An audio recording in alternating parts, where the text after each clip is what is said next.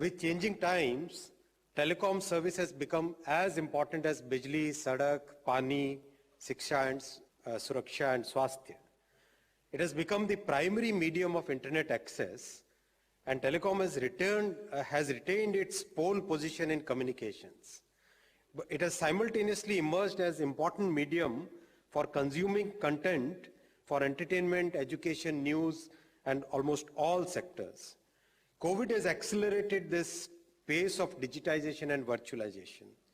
Simultaneously, we are also witnessing a major change in the industry structure. Capital intensity has increased, the technology cycles are reduced, and globally we are seeing that the industry is consolidating. Under such scenario of a global change, we in India, under Honorable Prime Minister's leadership and his guidance, are working on three strategic pillars. These three strategic pillars are: first is a globally benchmarked regulatory structure, second is technological leadership, and third is Antyodaya. I'll cover each of these 3 points in very short and very brief. On globally benchmarked regulatory structure, last year's reforms in September 2021 have made the industry structure fairly simplified. Many structural reforms have happened and many procedural reforms have happened. The second point is about the PM Gati Shakti portal for right-of-way approvals. 32 states have joined in our federal structure for a very simplified approval system for right-of-way, and the credit goes to Honorable Prime Minister's vision. He gave us the idea of having a very integrated and a simplified way of planning, and the result is what used to take 100 days on an average for approval is now taking about 22 days on average for approval of ROW.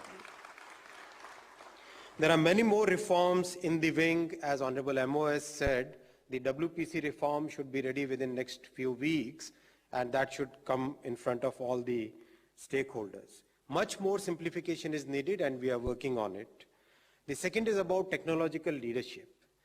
Very proud to say that Honorable Prime Minister gave us the vision of Atmanirbhar Bharat, and under his guidance and leadership, today our scientists and engineers have developed a complete 4G technology stack which is ready for deployment by BSNL, and the 5G technology stack is also in very good advanced stage of development. By the end of this year, we should see our own indigenously developed 5G technology stack.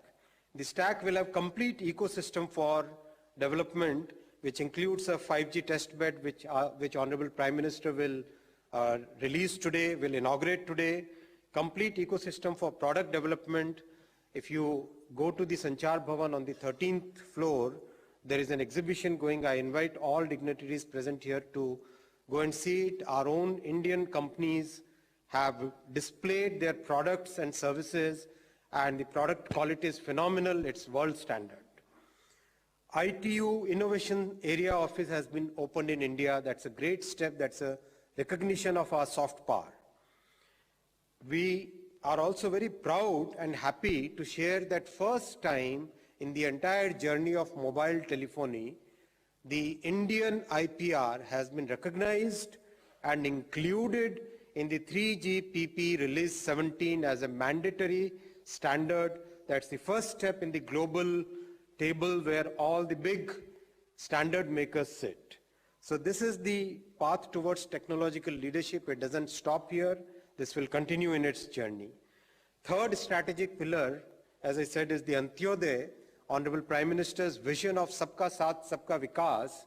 We are now moving towards saturation coverage of all the villages of the far-flung areas, the marginalized sections, because we believe in inclusive development. Honorable Prime Minister has always espoused that, he has said that Sabka Saath, Sabka Vikas is a priority. And all this is possible only with the support of all our stakeholders. As Honorable Prime Minister says, Sabka Saath, Sabka Vikas, Sabka Vishwas, or Sabka Prayas. So when all of us make efforts in the same direction, the results will be great. Thank you very much. Once again, many congratulations. Jai Hind. और अब मैं माननीय प्रधानमंत्री जी से निवेदन करती हूं कि रिमोट का बटन दबाकर TRAI के सुवेनियर का विमोचन करने के लिए।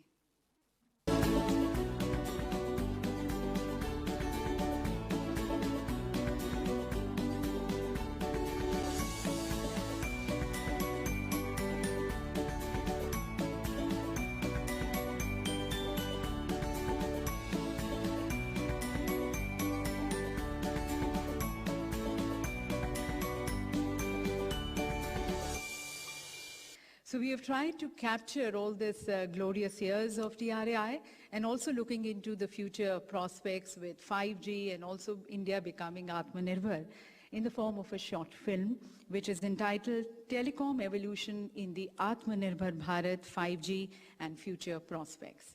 May I request the Honorable Prime Minister, sir, to please release this film. The dream of building a self-reliant India is fueled by innovation and information and communication technologies, where the possibilities are beyond the limits of the sky. TRAI has set many milestones in India's growth story.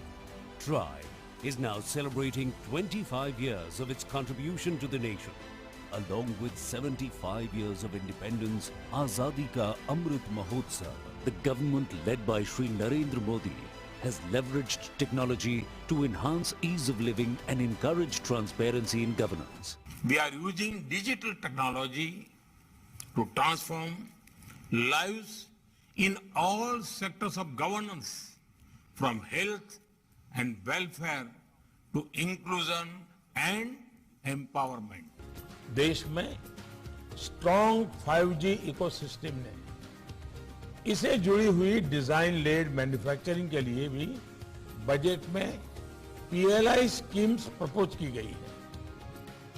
Till now, India did not have a testing facility, and hence startups and companies had to go abroad.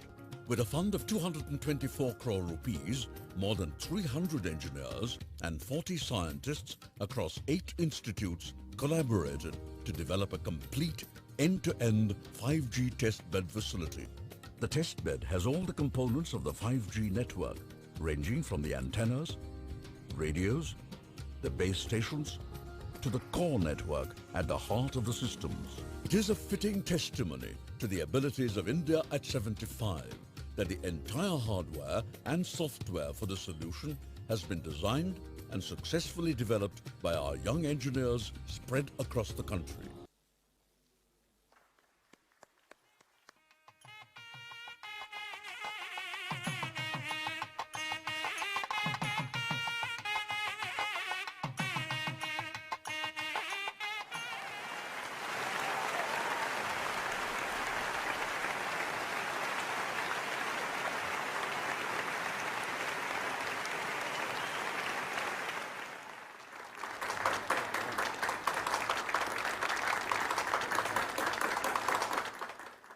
Telecom regulatory authority of India try इससे जुड़े सभी साथियों को silver jubilee की बहुत बहुत बधाई।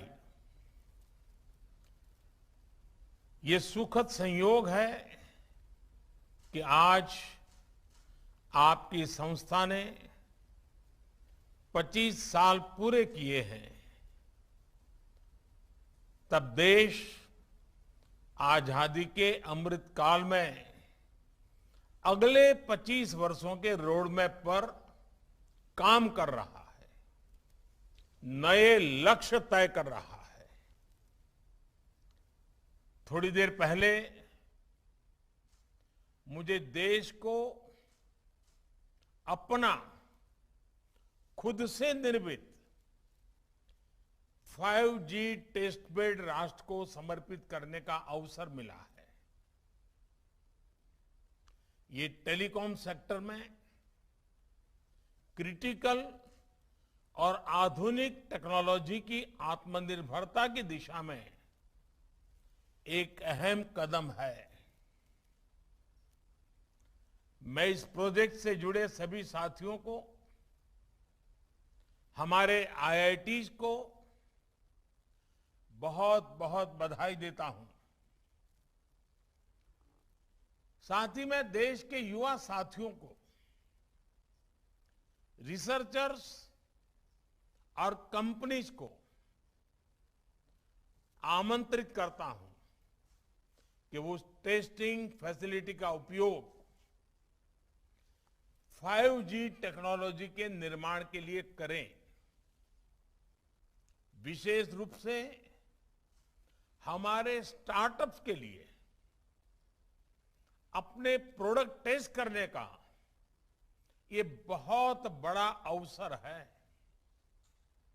यही नहीं, 5GI के रूप में जो देश का अपना 5G स्टैंडर्ड बनाया गया है, वो देश के लिए बहुत गर्व की बात है।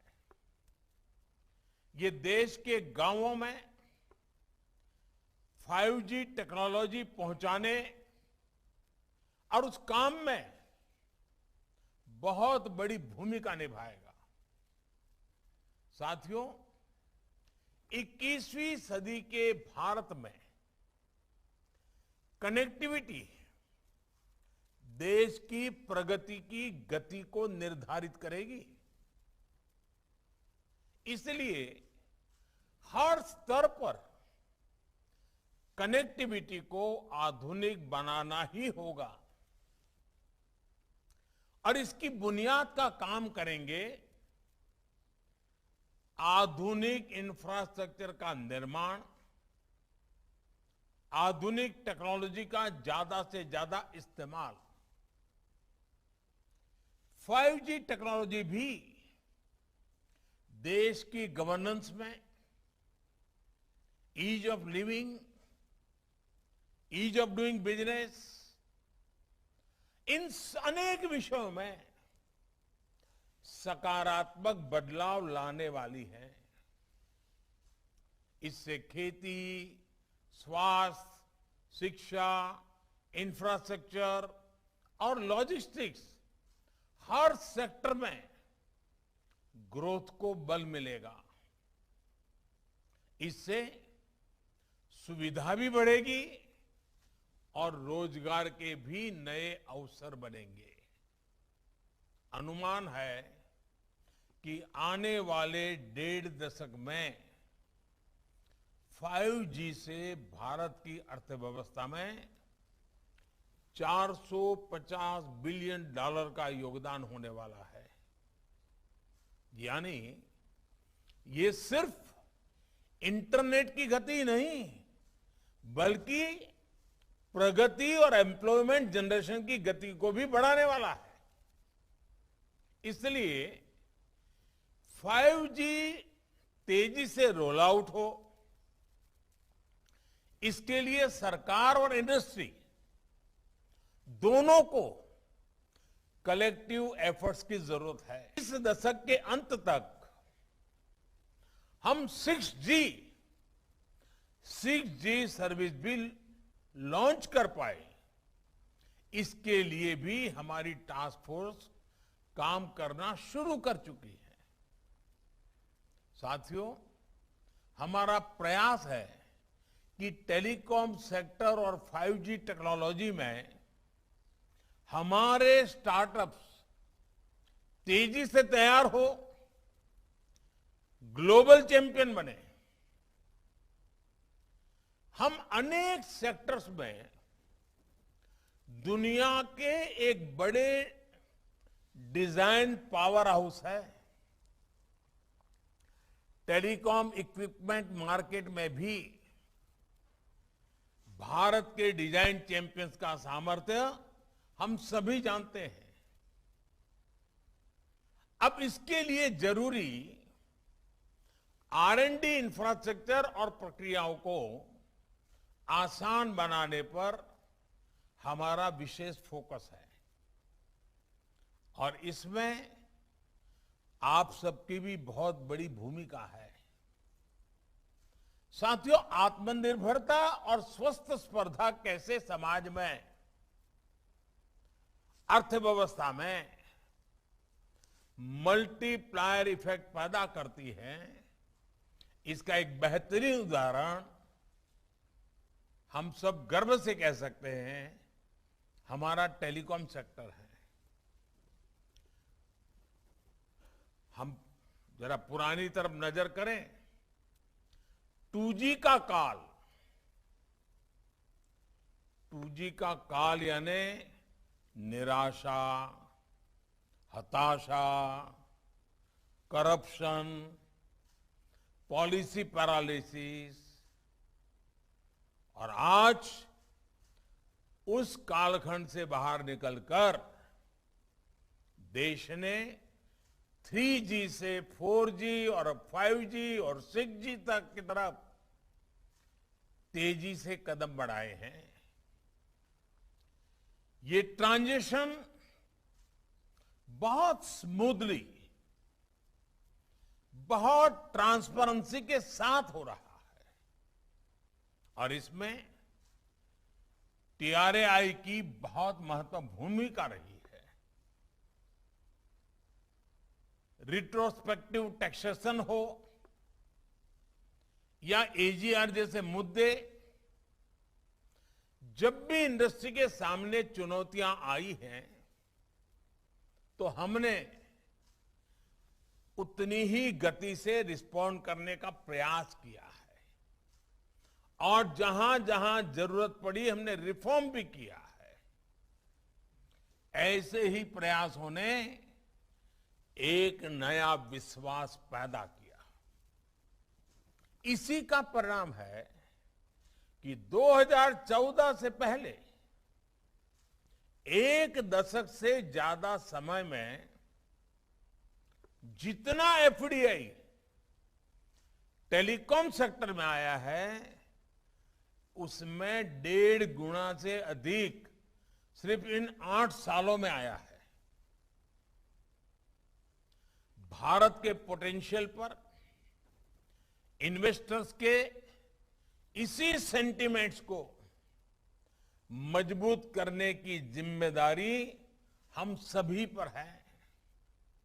साथियों, बीते वर्षों में सरकार जिस तरह नई सोच और अप्रोच के साथ काम कर रही है उससे आप सभी भली भांति परिचित हैं।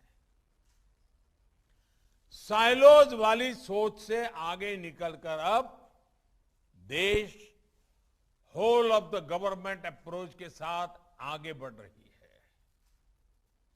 आज हम देश में टेली डेंसिटी और इंटरनेट यूजर्स के मामले में दुनिया में सबसे तेजी से एक्सपांड हो रहे हैं, तो उसमें टेलीकॉम समेत कई सेक्टर्स की भूमिका रही है।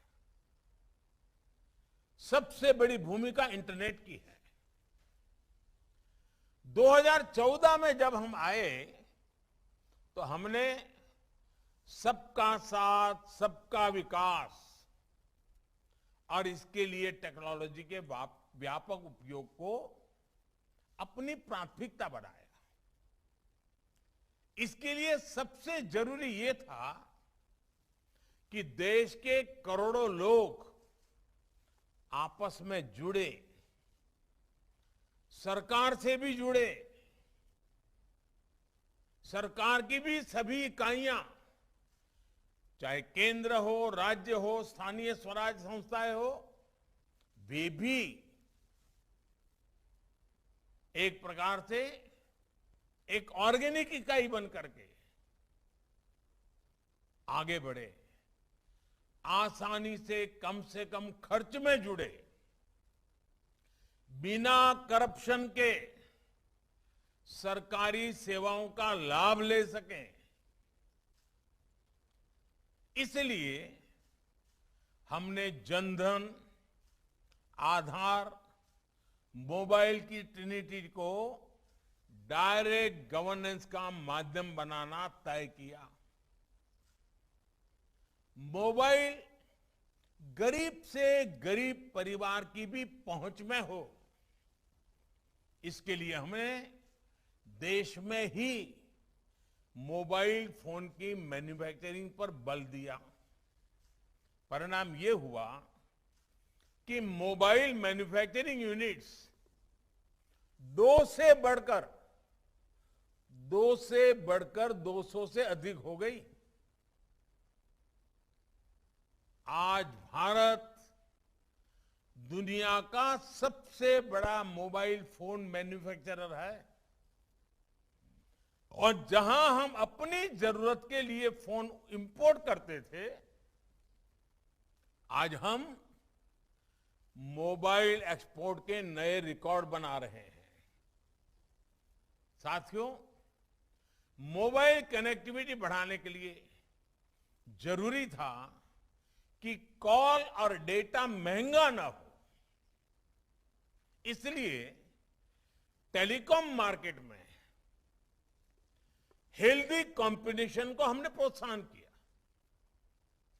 इसी का परिणाम है कि आज हम दुनिया के सबसे सस्ता डेटा प्रोवाइडर्स में से एक है। आज भारत देश के हर गांव तक ऑप्टिकल फाइबर से जोड़ने में जुटा है। आपको भी पता है कि 2014 से पहले भारत में 100 ग्राम पंचायतें भी ऑप्टिकल फाइबर कनेक्टिविटी से नहीं जुड़ी थी।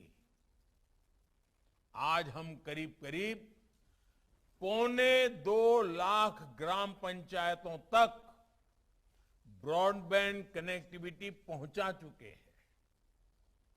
कुछ समय पहले ही सरकार ने देश के नक्सल प्रभावित अनेक जनजातीय जिलों में भी